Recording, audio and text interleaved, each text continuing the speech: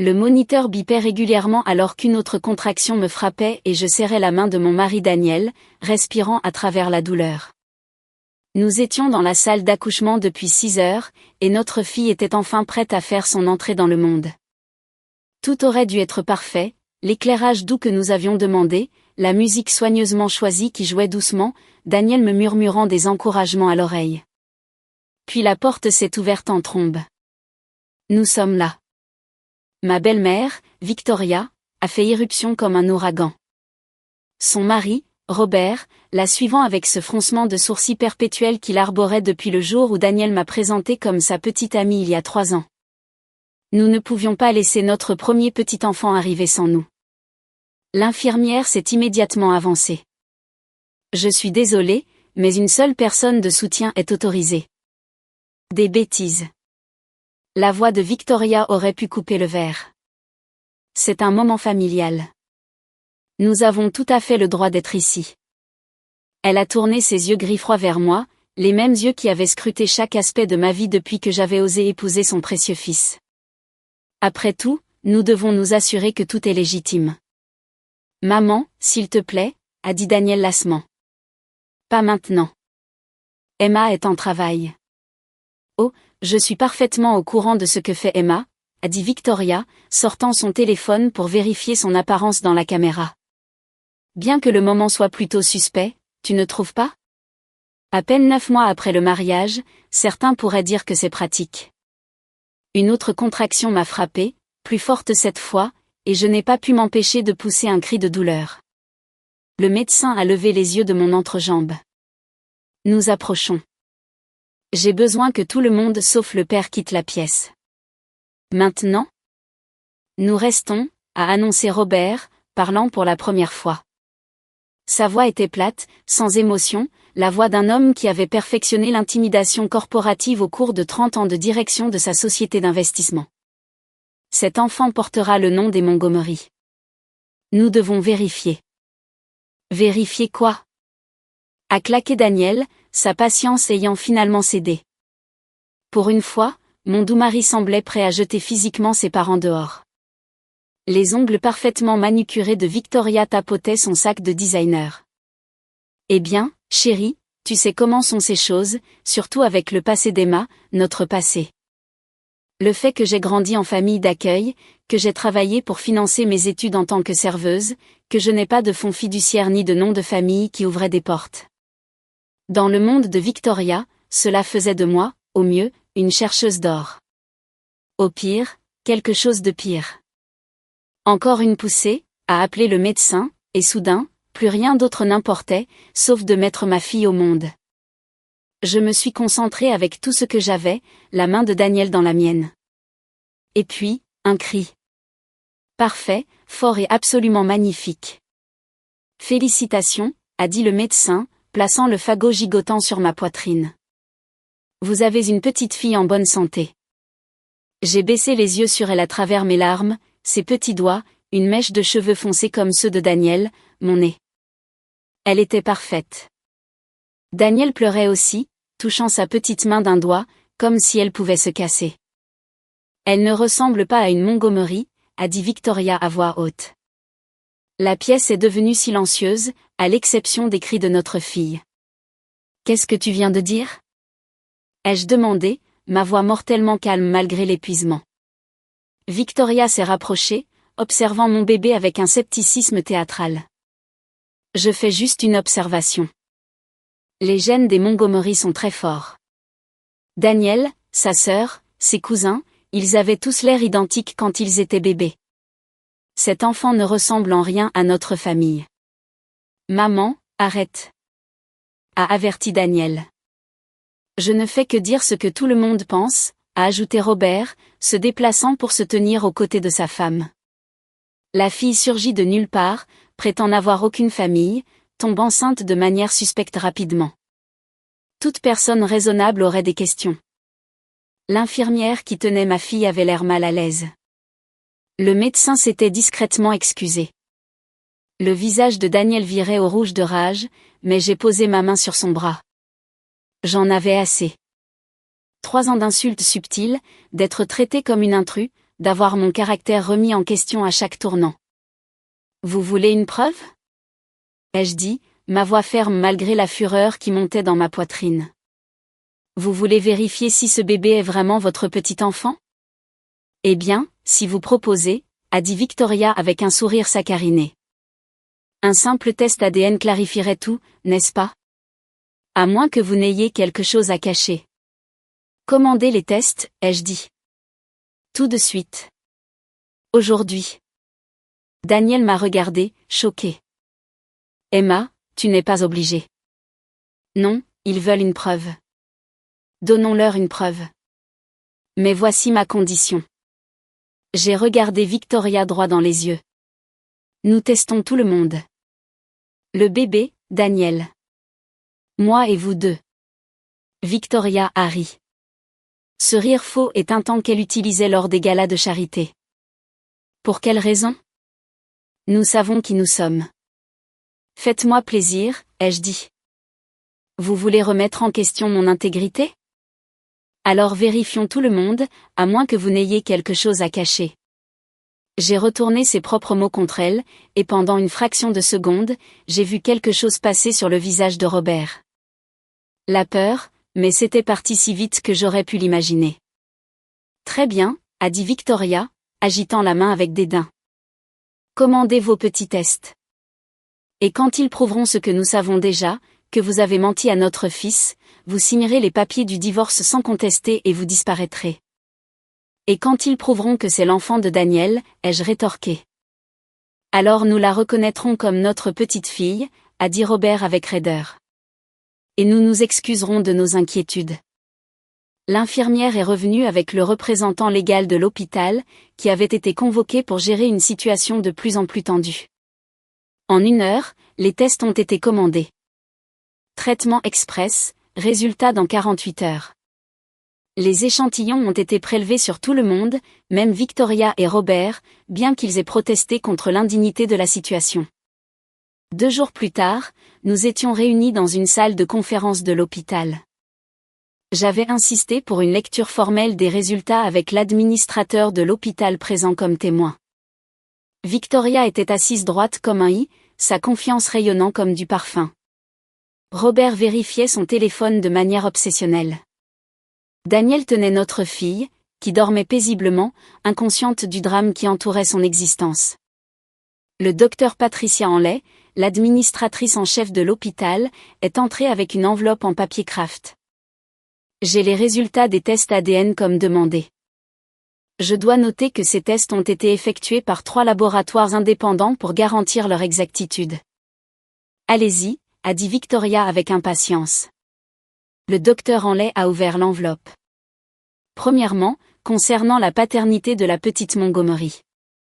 L'analyse ADN confirme avec une certitude de 99,97% que Daniel Montgomery est le père biologique de l'enfant.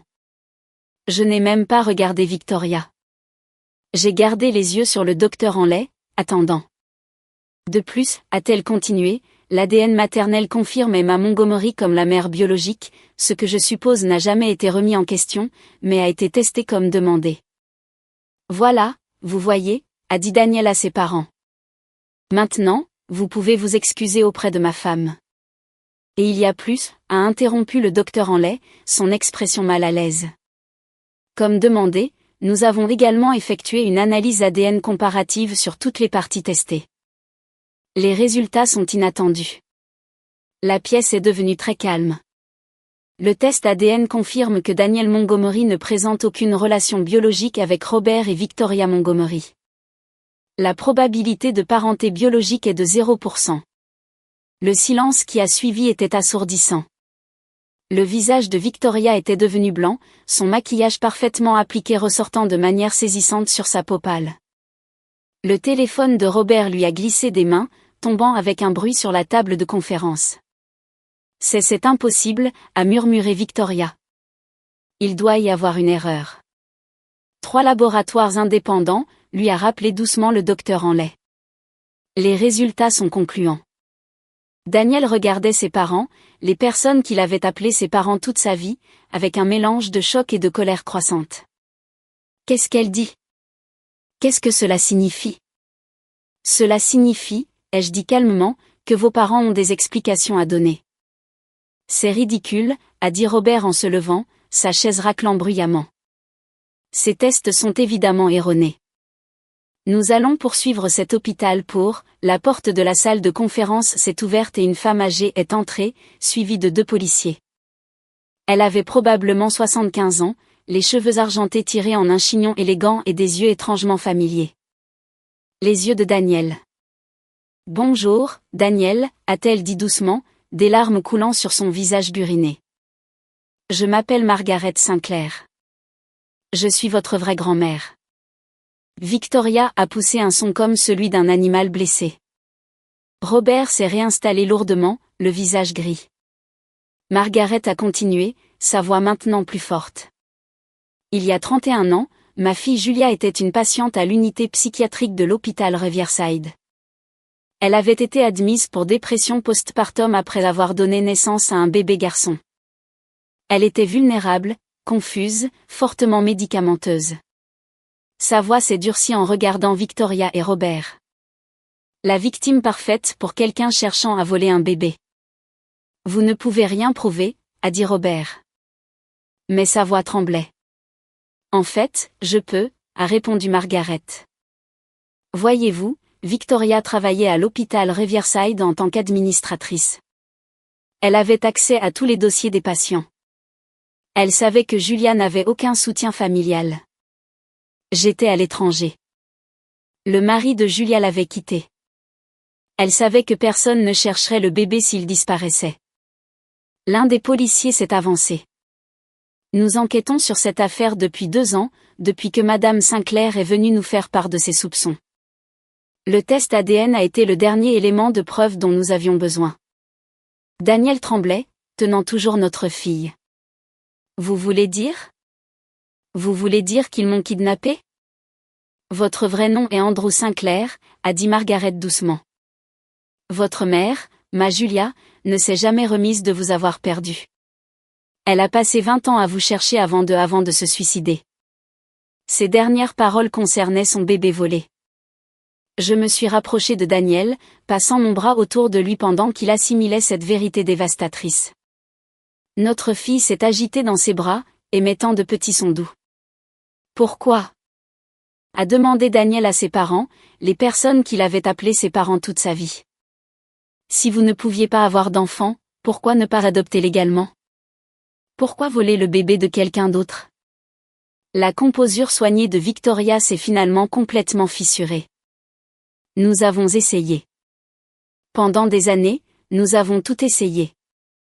FIV, agence d'adoption, mais rien n'a fonctionné. Ils ont dit que nous étions trop âgés ou qu'il y avait des préoccupations concernant les affaires de Robert ou d'autres excuses. Puis je l'ai vue à l'hôpital. Cette jeune fille sans personne et elle avait ce bébé parfait. Et j'ai pensé que nous pourrions lui offrir une vie meilleure. Nous avions de l'argent, des contacts, de la stabilité. Qu'est-ce qu'elle avait ? Elle avait l'amour d'une mère, a dit Margaret avec véhémence. Elle avait une famille qui aurait aidé si nous avions su. Elle avait le droit d'élever son propre enfant. Vous l'avez détruite, ai-je dit à Victoria, ma voix tremblant de rage. Vous avez détruit une femme innocente parce que vous pensiez y avoir droit pour son bébé. Et puis vous avez eu l'audace de remettre en question mon intégrité, de demander une preuve que je n'avais pas trompé votre fils. Le second policier a pris la parole. Victoria et Robert Montgomery, vous êtes en état d'arrestation pour enlèvement, usurpation d'identité et falsification de documents légaux. Pendant qu'il leur lisait leurs droits, Victoria continuait à bafouiller des explications, des justifications, des suppliques pour que Daniel comprenne. Robert ne disait rien.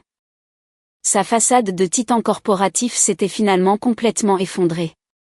Ils ont été emmenés menottés et Daniel ne les a même pas regardés partir. Margaret s'est approchée lentement, respectueusement. Je sais que c'est un choc. Je n'attends rien de vous, Daniel. Andrew, je suis désolée. Je ne sais même pas comment vous appeler. Daniel, a-t-il dit fermement. Je suis Daniel depuis 31 ans. Mais je veux savoir d'elle, de Julia, de ma vraie mère. Margaret a souri à travers ses larmes et a sorti un vieil album photo de son sac. Elle était belle, gentille, talentueuse. Elle était pianiste. Tu as ses mains, sa capacité musicale. Elle t'aimait tellement dans le peu de temps qu'elle a eu avec toi.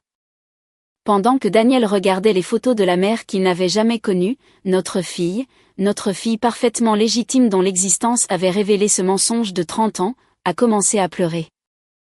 Margaret l'a regardé avec émerveillement. Puis-je ?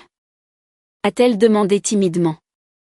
J'ai hoché la tête, et Daniel a soigneusement placé notre fille dans ses bras, les bras de sa vraie grand-mère. Comment s'appelle-t-elle ? A demandé Margaret. Daniel et moi avons échangé des regards. Nous débattions des noms depuis des semaines, incapables de nous décider. Julia, a dit soudain Daniel. Son nom est Julia. Margaret Montgomery Sinclair. Si cela vous convient, Emma. J'ai hoché la tête, les larmes aux yeux. C'est parfait. Margaret a serré la petite Julia contre elle, fredonnant quelque chose. Une berceuse, peut-être quelque chose qu'elle aurait pu fredonner à Daniel si elle en avait eu l'occasion. Ta mère serait si fière, a-t-elle murmuré à Daniel. Si fière de l'homme que tu es devenu malgré tout. Les mois suivants ont été un tourbillon de procédures judiciaires, d'attention médiatique et d'adaptation émotionnelle. Victoria et Robert ont finalement été condamnés, 15 ans chacun pour enlèvement et charges connexes. Leur succession a été liquidée pour payer des dommages et intérêts à Margaret et pour financer une fondation pour les familles d'enfants disparus. Daniel a lutté avec son identité pendant un certain temps, mais la thérapie l'a aidé, tout comme la présence patiente de Margaret dans nos vies. Elle ne poussait jamais, ne demandait jamais, se rendait simplement disponible chaque fois que Daniel était prêt à en savoir plus sur ses origines. Elle est devenue la grand-mère de Julia que Victoria n'aurait jamais pu être, chaleureuse, authentique et complètement dévouée. La famille élargie des Montgomery, ou qui qu'ils soient vraiment, a complètement disparu de nos vies, incapable de faire face au scandale. Mais la vraie famille de Daniel a commencé à émerger, des cousins que Margaret avait gardés en contact, de vieilles tantes qui se souvenaient de Julia. Toute une histoire qui lui avait été volée. Pour le premier anniversaire de Julia, nous avons organisé une fête dans le jardin de notre nouvelle maison.